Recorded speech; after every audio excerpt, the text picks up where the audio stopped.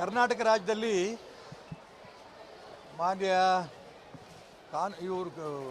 ಕಾರ್ಮಿಕ ಸಚಿವರಾದ ಸಂತೋಷ್ ಲಾಡ್ ಅವರು ನಿನ್ನೆ ಒಂದು ಆದೇಶ ಮಾಡಿದ್ದಾರೆ.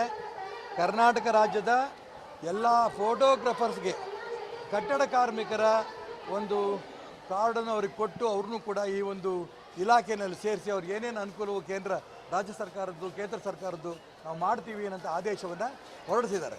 ನಾನು ಎಲ್ಲ ಫೋಟೋಗ್ರಾಫರ್ಸ್ ಅಸೋಸಿಯೇಷನ್ನ ಪರವಾಗಿ ಕಾನೂನು ಮಾನ್ಯ ಕಟ್ಟಡ ಕಾರ್ಮಿಕ ಸಚಿವರಾದ ಸಂತೋಷ್ ಲಾಡ್ ಅವ್ರಿಗೆ ಅಭಿನಂದಿಸ್ತೇನೆ.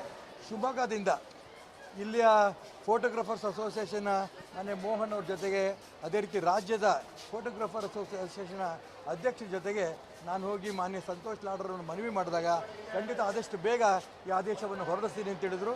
ಹೊರಡಿಸಿದ್ದಾರೆ.